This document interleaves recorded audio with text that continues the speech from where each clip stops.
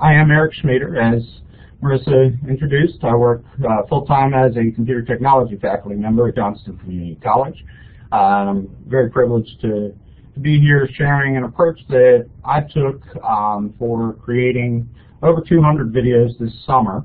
And as you'll see, there's some time involved in the process, so yeah, that tends to be what actually held me back even as a technology person from creating much video content in my online courses. So hopefully this approach that I've put into place, can help some of you, to further that multimedia content in your online courses while maintaining that accessibility concerns that we have to make sure the transcripts are there, closed captioning, and the sort. So we're going to talk about a 7-step approach today.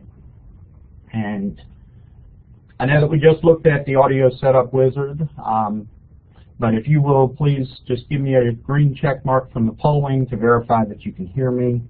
Make sure that your speakers are turned on, and if necessary, run that audio setup wizard. Okay, so it looks like the vast majority are confirming that at this point. Chat options, as mentioned as well, have been enabled, so please type questions in the chat window, and I know Marissa will be moderating them, and at the end, hopefully we'll have some time for question and answer as well. Okay, so step 1 in the process is to make sure that we have everything in place that we need. So putting the necessary tools in place before we begin worrying about creating video content, building scripts, doing the other things that are involved in the overall process of getting our online video into our courses is going to be the most important step there. So there are some things that we want to consider. First of all, you're going to need video capture software. There are a lot of options on the market for this, some more affordable than others. Your institution may also have video capture licenses available to you.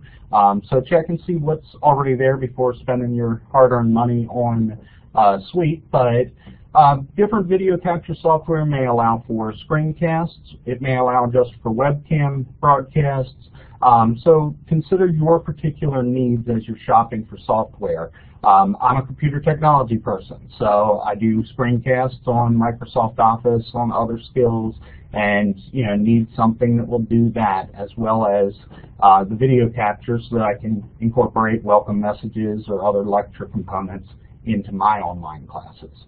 You're going to want a YouTube account, or let me generalize that into some online service that allows you to store the video content that you create. So set up an account. YouTube is the one that I'm going to focus on today, is also kind of the easiest and readily available to us. So free account through Google Accounts, and then gives you up to 15 minutes worth of recording at your starting point. Once you have an established account, you can extend that well beyond the 15-minute limit. But we'll talk about managing your time for each of the videos as well. If you're going to lecture, you see the video in the upper left corner of our Blackboard Collaborate session here. You're going to want a webcam so that you have that online video. But not necessary if all you're doing are screencasts. If you're narrating PowerPoint presentations, other things that you might do to incorporate in your video. But a webcam is definitely a useful tool that you might want to consider. And then last but not least, you're going to want time. As I worked on this MOOC this summer and built these videos, the videos were the most time-consuming part of the process. Scripting them out, planning them out, the multiple takes sometimes for creating the actual video content, and then the uploading and captioning process. So we're going to look at hopefully minimizing the time commitment that's involved in that, but there still is a time commitment for the process. Okay. So once you have everything in place, first step is to put those tools in place. Second step is to plan and script that video content.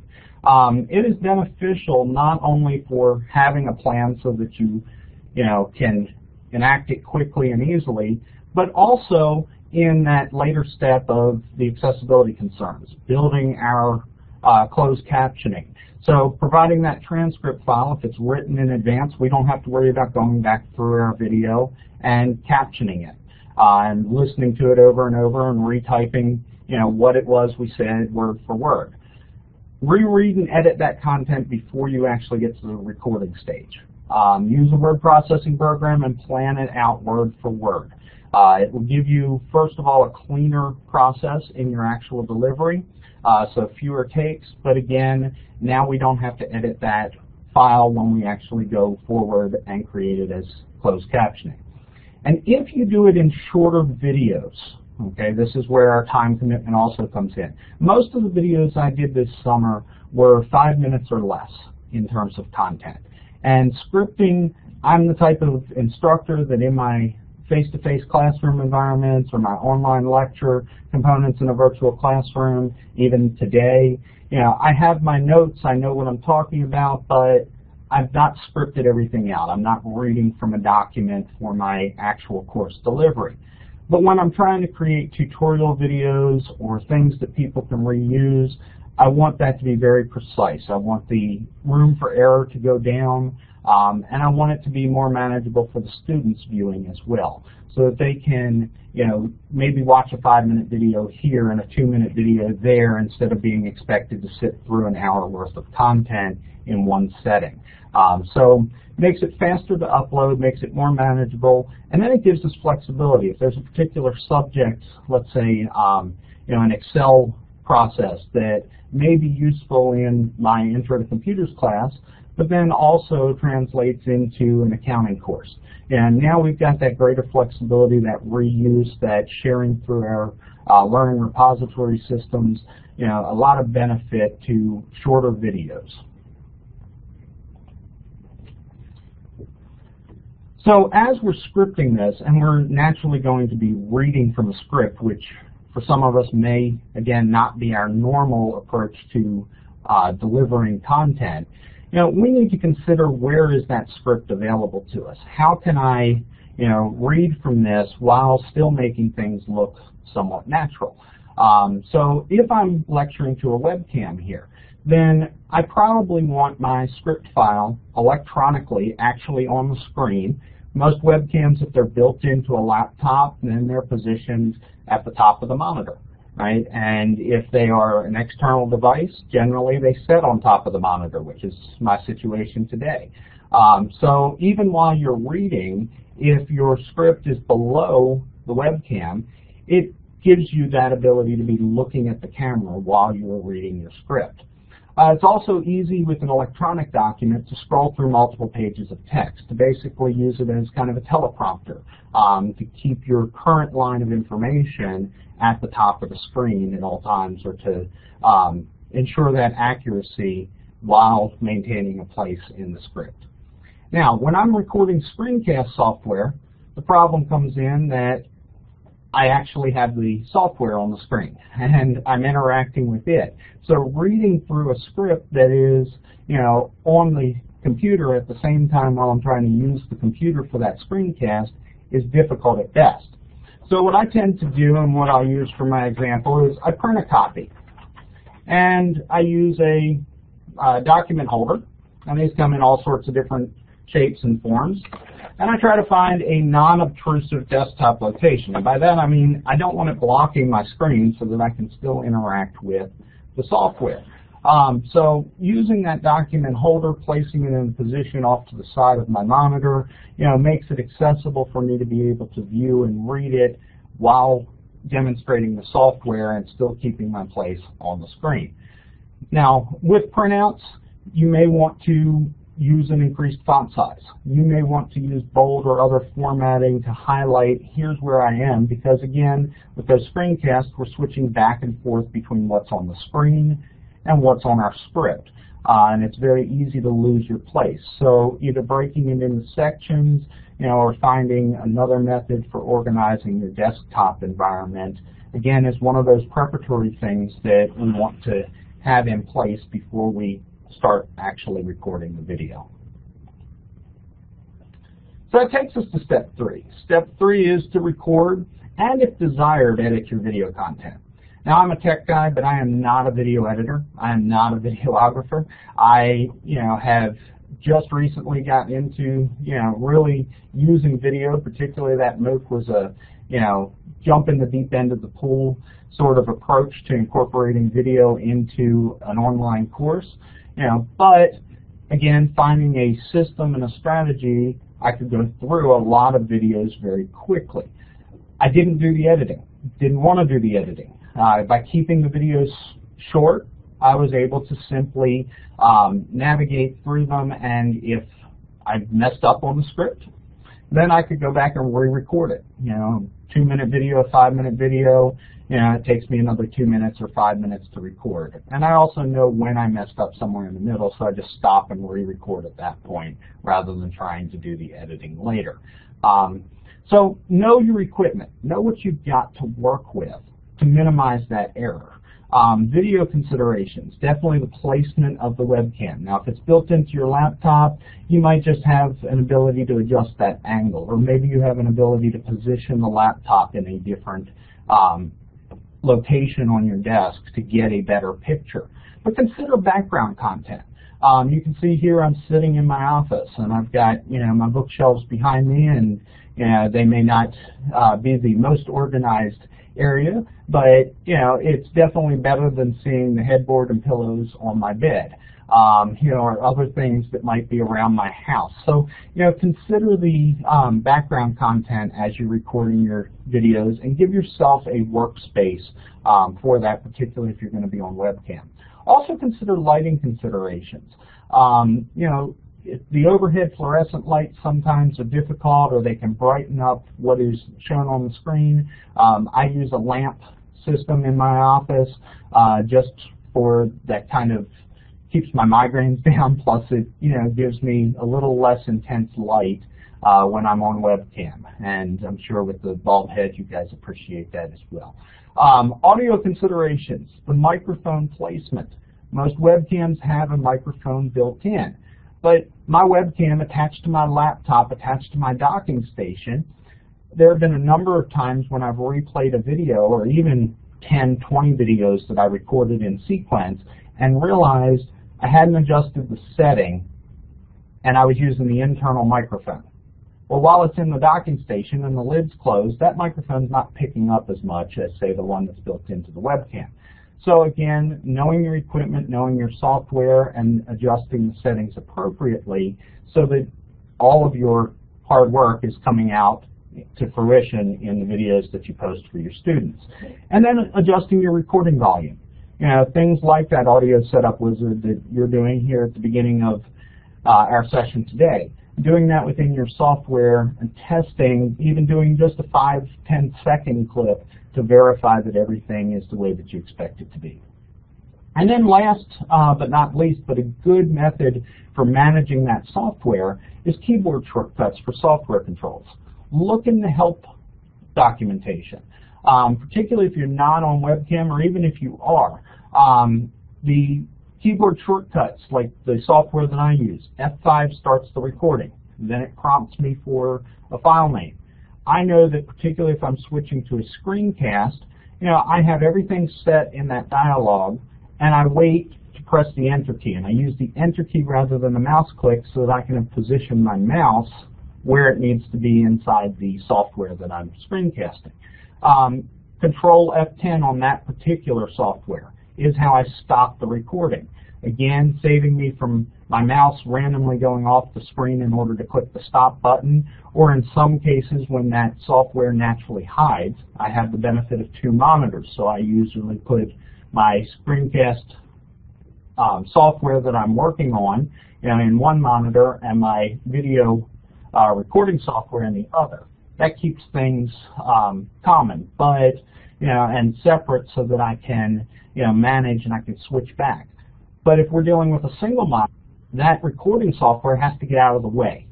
Right? It has to actually remove itself from view so that I can interact with the software that I'm demonstrating. In that case, I have to switch back to it in order to click the stop button. So the keyboard shortcut enables me to quickly stop the recording at any point in time without having to worry about that random image showing up on the screen, additional editing that might need to take place after the fact. So plan for problems. Allow time for software and equipment problems. When we are working with technology in general and being a technology instructor, I know that we are regularly, with computers crashing, programs failing. I've got several live demos today, and I'm hoping they're all going to work for us, right? So we want to make sure that we at least have a backup plan. We're not trying to record this with it needing to go up in 30 minutes. Allow time for restarts or second takes, if you will. And open necessary files, applications, and websites in advance. If you know that you're going to be switching between things or you're loading in an application, unless you're demonstrating the process of actually opening that, have it open already. Save the time and effort and say you will need to, but then at the same time it's already there and we're not waiting for 30 seconds or more to watch the process take place. So with that, let me switch to my first demonstration, which will actually be a video recording. Again, I have my script here for just a brief introduction of Apps for Office feature in Word 2013. So I'm going to open Word 2013 over here, and I'm going to share that application with you. Actually, I'm going to share my video recording software with you.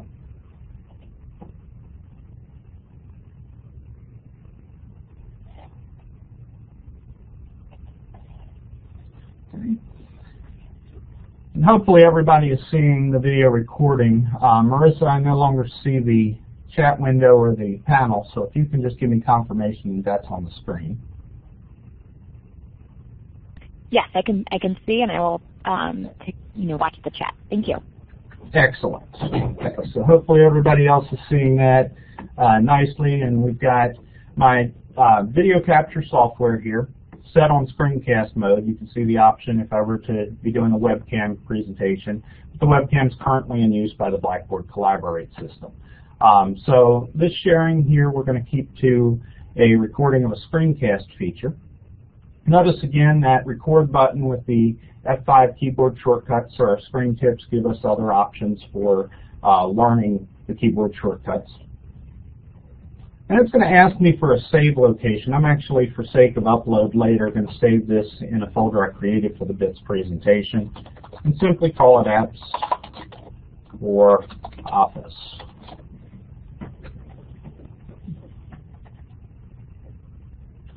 All right. And again, once I click Save, the recording starts. So I'm going to move my mouse over into the Word area. And if you're seeing me still on the video, you now see that I'm looking at my second monitor. But again, with the screencast, I'm not as worried about the webcam. So consider your technology and what's needed for the effectiveness of the video. And with my mouse over the Word, I'm going to press the Enter key to save that file and start recording. In this video, we will explore options for extending the functionality of Word 2013 with Apps for Office. A link to the Office Store for details on all currently available apps for Word 2013 is provided in the Going Further section of the course for this week. In order to install or manage Apps for Office, you must be signed in using a Microsoft account. To add an app to Word, click on the Insert tab of the ribbon, and then in the Apps group, click the Apps for Office button. The Apps for Office dialog box will be open showing featured apps with the option to search the Office Store for additional apps, and a My Apps tab that provides a list of currently purchased apps associated with your Microsoft account. Clicking on an app in the Featured Apps list will open an additional pane to the right of your document window for the selected app and add the app to your My Apps list.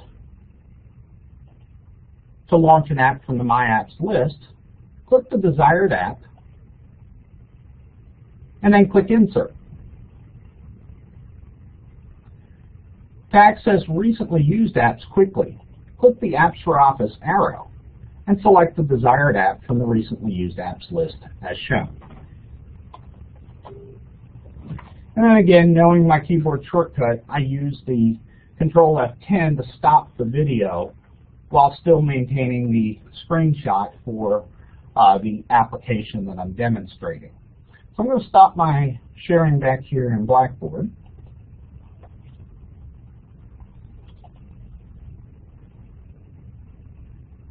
And hopefully that brief video recording, I'm reading, even though I had the same document open in Word, I was reading off of the paper script, so that once those extra dialogues and so forth opened up and were blocking the content, I still had my word-for-word delivery.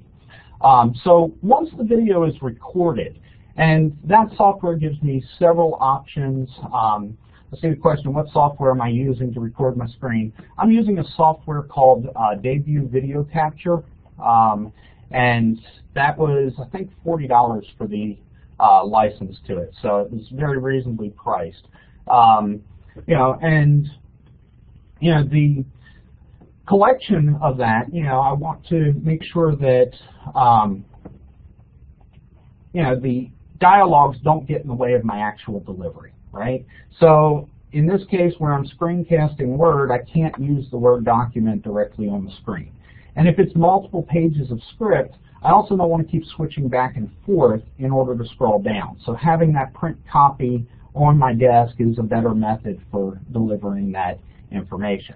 So once I've got that file, various file types, that particular one I recorded in Flash video format, but I could have done AVI, MP4, any of the standard options.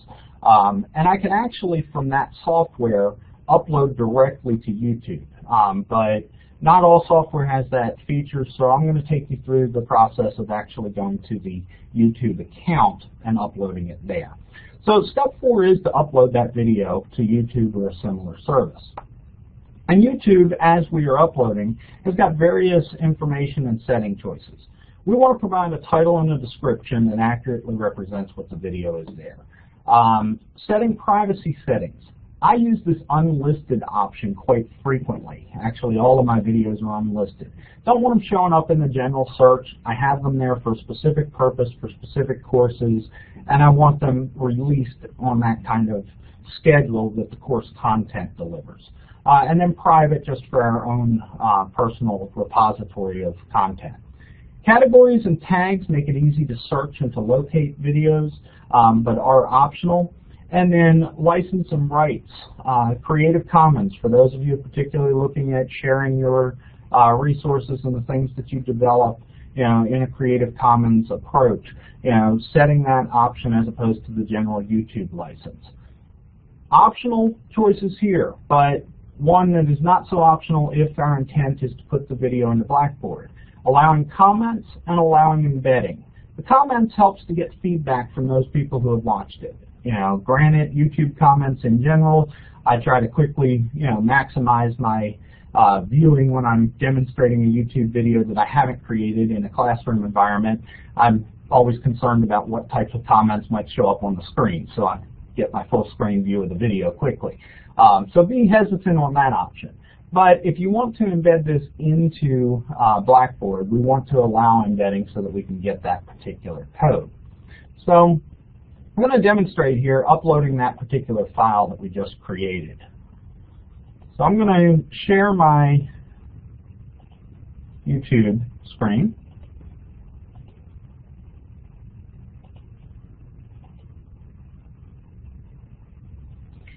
And again, Marissa, if you can confirm that you're now seeing my Internet Explorer browser with the uploads for YouTube. Yes, you can see. Okay. Looks good. And this is the Video Manager area. And at the top, we've got an Upload button. And again, we've got our privacy choices, unlisted, public, private. And I can select files to upload. So I'm going to browse to my Bits Presentation folder and get that Apps for Office Flash video file that was just created. It's a relatively short file, so upload doesn't take long. You can see here the title, the description, the privacy settings, categories to choose from, and all of mine to date have been in the education, but a lot of them could also fit science and technology. Choose what's appropriate for you.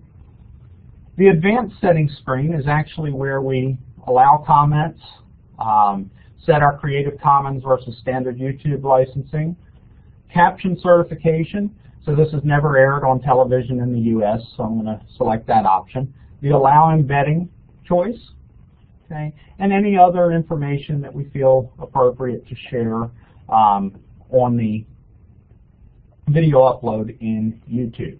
So while that's finishing up there, I'll switch back to my video manager. You can see that that's being processed at this point. I'm going to stop the sharing here.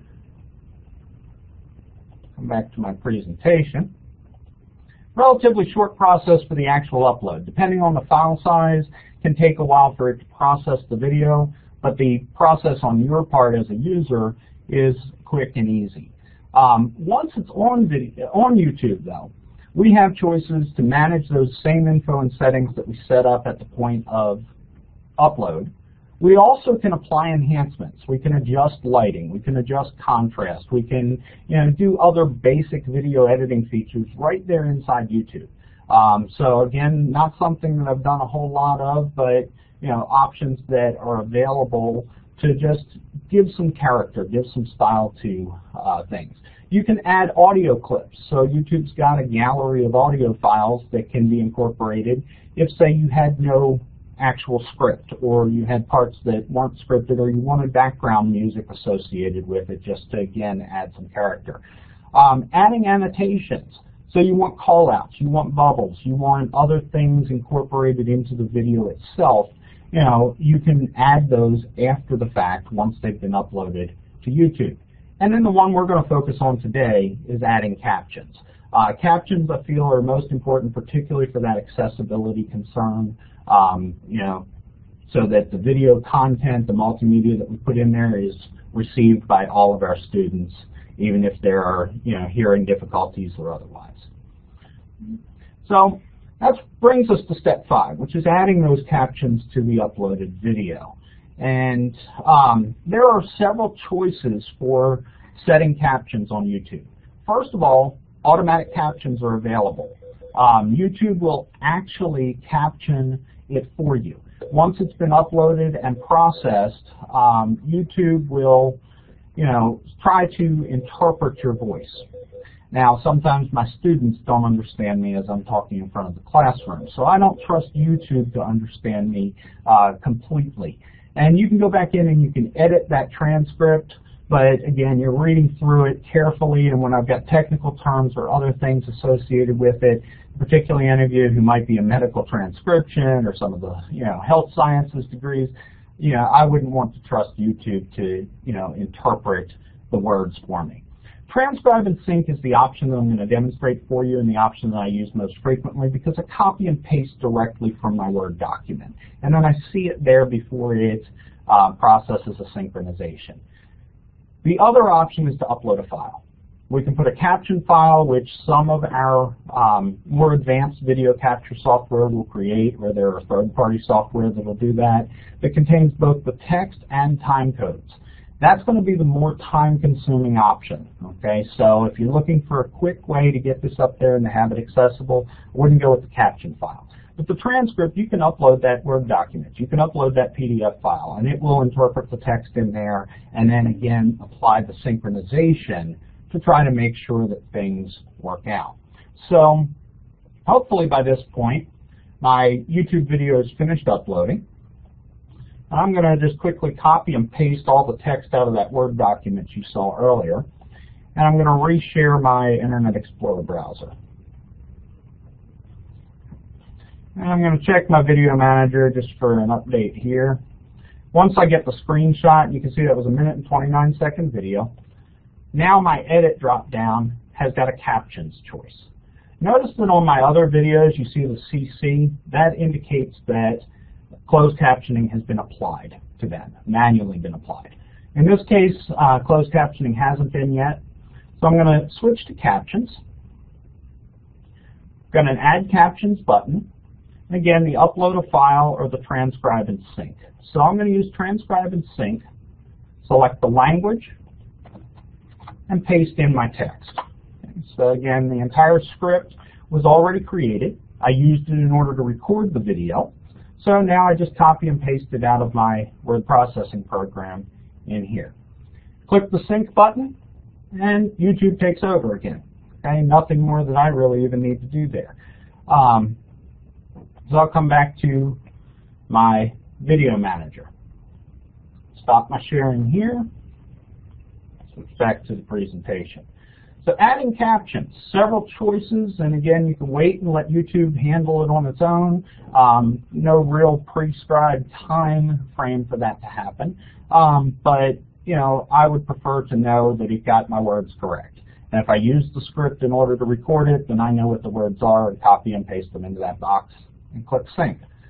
It's in the process now of associating the audio from that video with the words that I've provided and trying to align that in the best possible way. It's not 100%. Sometimes the words are off by a particular slide. I got the question, how good is it at matching? But it has been relatively, I'd say 99% of the time, it's right on in terms of the transitions of when the closed captions show up.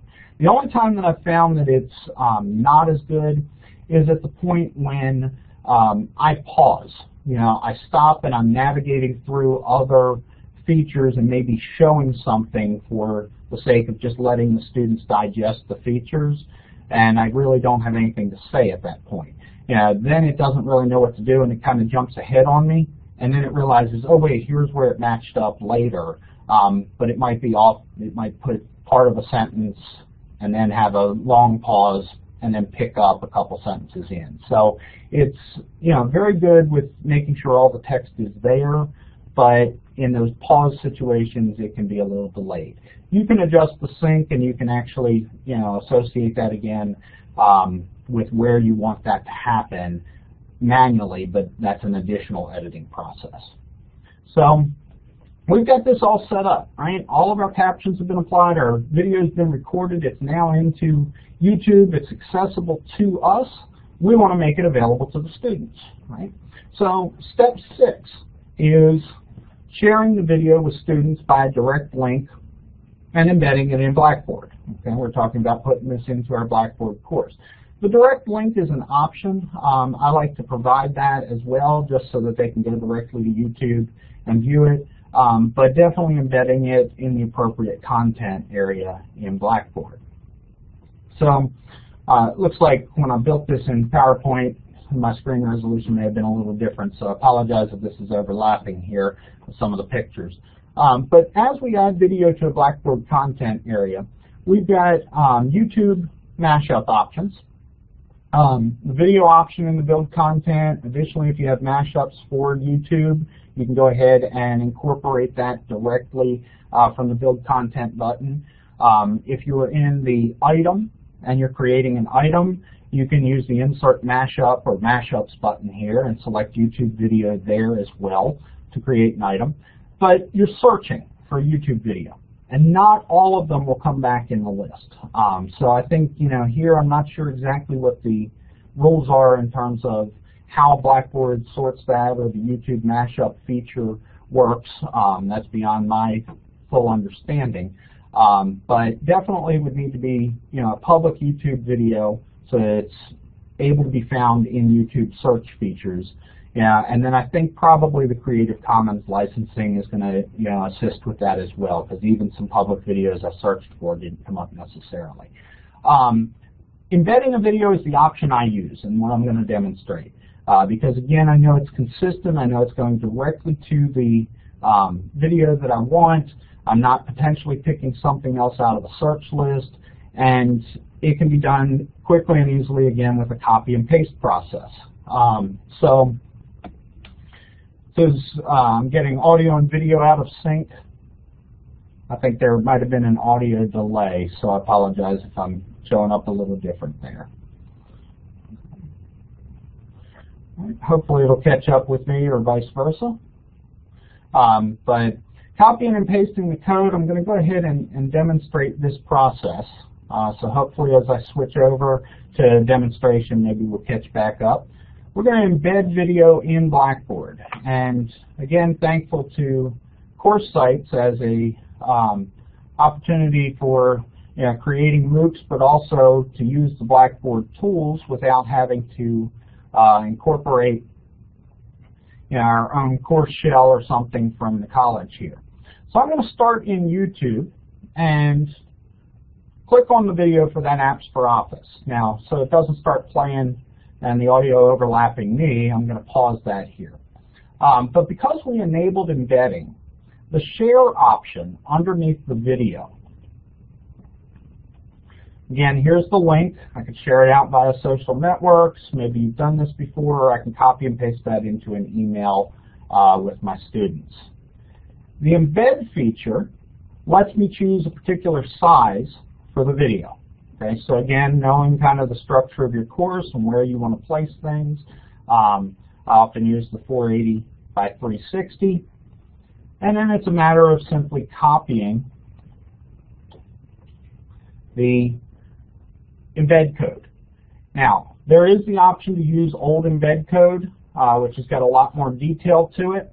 Either will work, but again, this newer form of the code is the preferred method at this point in time. Okay, so we'll copy that, and I'll come over to Blackboard. I'm going to build content and create an item. Let's call it YouTube video. In the actual text area, the controls have got the HTML code view. What we are copying as embed code is HTML code. We don't have to understand HTML in order to use this. We just need to open that window.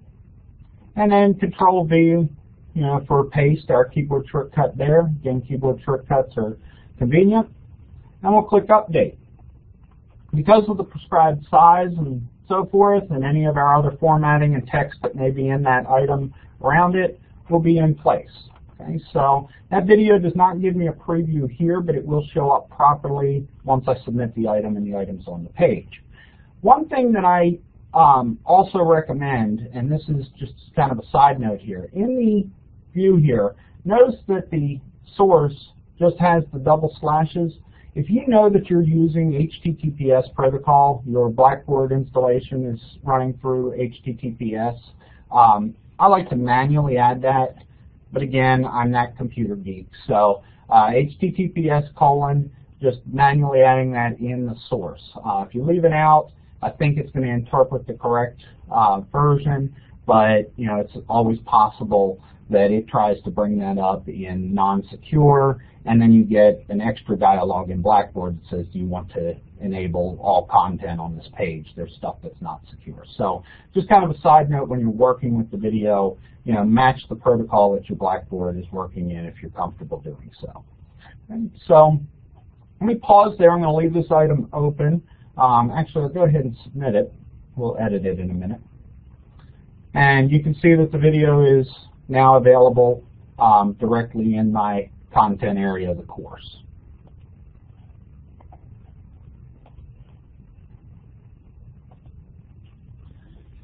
So the last step is to take that script file. Again, this is an optional step because I've already embedded it. I've made it part of the video itself and as captions. But I think that for some students, and I even had some feedback from the MOOC, that if they saw it was a short video, they just read it. They didn't bother to, actually watch the video, but they still got the content. So what was accessibility concern also was a time saver for some of my students over the summer. So, give consideration to that as well. But adding a link directly to the script file gives them alternatives to getting that same content.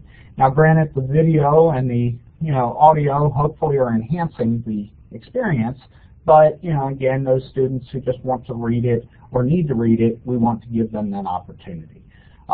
So what we'll do is we'll open the original word processing file. And again, if you're using Microsoft Word, you've got the option to save directly to PDF. You can export to PDF.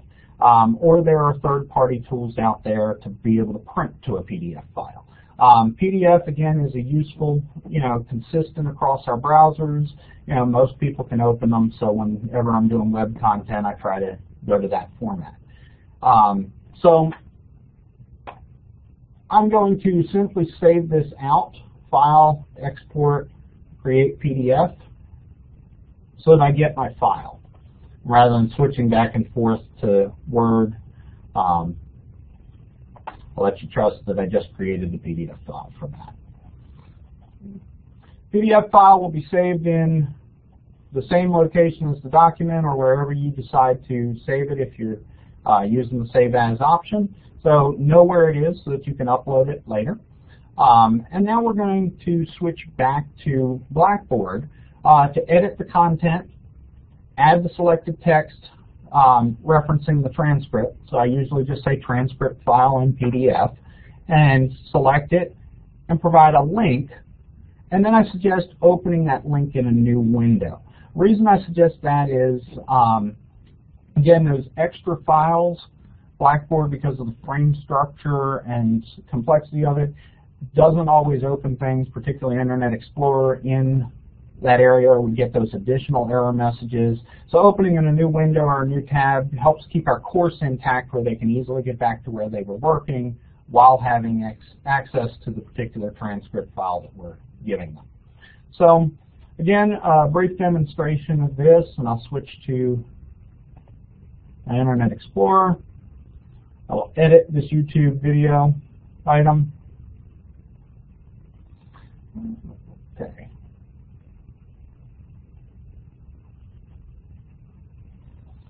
And it looks like my video is actually getting in the way of the edit button there. So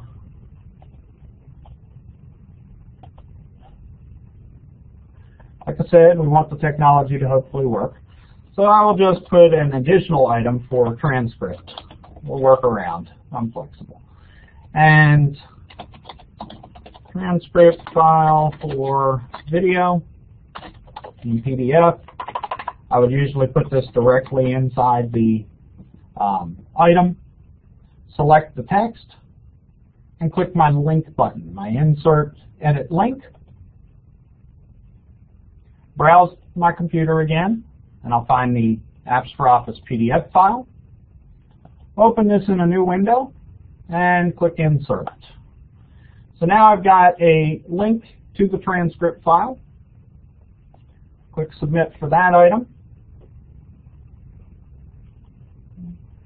And now when my students click on that, again, it opens in a new window the full transcript for the video. So again, if that's right here underneath, inside the same object, editing that, is going to be our best practice. Multiple ways to get the video in there, but if you've created other items, you've been building courses with content, it's not a whole lot of extra work there. And PDF is searchable. There are tools that will read those PDFs. So there's a lot of benefits to at least putting that in that format, and then we can have just a link to that free Adobe Acrobat Reader tool. I'll stop my sharing again, switch back, and summarize this approach. First of all, make sure you have the necessary tools and resources. And I see, what screencasting tool. I've used Camtasia. I've used even Snagit for screencasting purposes. The debut video software, having everything in there, and that ability to upload directly to YouTube is a nice feature that I found in there. So the webcam versus screencasting choices. It does have other software that I haven't opted to buy that could do editing and incorporating other things, but again, the annotations and enhancements from inside YouTube are just as effective. But get everything in place. Make sure that you have your toolbox ready so that when you get into this, you don't have to pause and realize that you need to, find something that you didn't have. Plan and script your video. Again, practice that, reread it, and make sure that it's a natural flow for how you're going to communicate the content as well. And if you're screencasting, print it out. If you're not, use it directly under your webcam as an electronic document, save the paper, etc. Record, and if desired, edit that video content, upload it to YouTube, add the captions in YouTube to the video, and then share it through the embedding in Blackboard or direct link, and add a link to the script file in Blackboard as well. Again, I used this same approach for over 200 videos this summer, and it's systematic. It's very prescribed, but it allows me to get through things quickly and deliberately. So, that's not to say that there aren't the off-the-cuff lectures, other things that you might want to incorporate. Editing, again, I've used Snagit, for basic editing. I use the YouTube tools if I do any editing, and for the most part, if it's not right the first time, I just re-record. So I try to keep them short enough that, I'm not worried about needing to re-record a second time if necessary. Let me see if there's any other questions I might have missed in here. I attended another BITS webinar recently. They mentioned that a YouTube video can be uploaded and asked to be transcribed captions, and within a few hours you can go back and check and edit the transcription. Yes, there's actually even the opportunity to have them do so in a different language. So if you're looking at a global market, you can have them translate your captions. You provide it, or they'll transcribe it for you. But the automatic captioning is part of YouTube, so that's going to happen within a couple hours, even without the request. But the editing of it after the fact to make sure that they didn't pick a word that was close to what I said, but not really appropriate for the subject. Let's see. Ran into a problem with YouTube mashups. Firefox and Chrome block them if you use an HTTPS connection to Blackboard.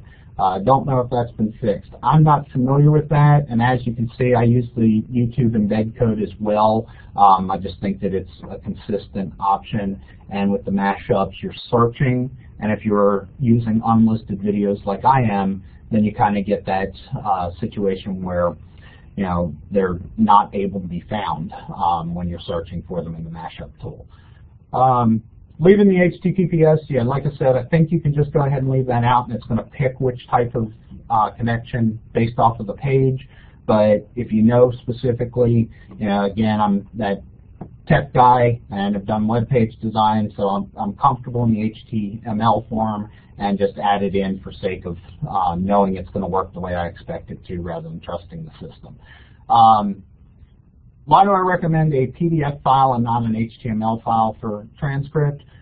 Main reason is to give them something that's easily printable, that's a consistent format that matches the document that I had to start with, that's still commonplace availability on any browser, any operating system. So, PDF is by actual definition portable document format. So I try to use that there. See, and looks like someone also answered that PDF is more easily printed or saved if the student chooses to. So in my experience, how long is too long for an instructional video on Blackboard? It really depends on the subject matter. My students, tend to do very well with the, 5, maybe 10 minutes clips. They prefer the task-based. We use additional textbook-provided software that has video components in it to supplement the courses that I teach, and those are often in the 1 to 5 minute range, very particular in terms of the task or the skill so that they can go back and review it. So those smaller, more manageable are easily digested by students. Think about the attention span of your students, and if you're lecturing to the class, how much they'll actually stay with you. And make that determination again based on your subject matter and your particular student population.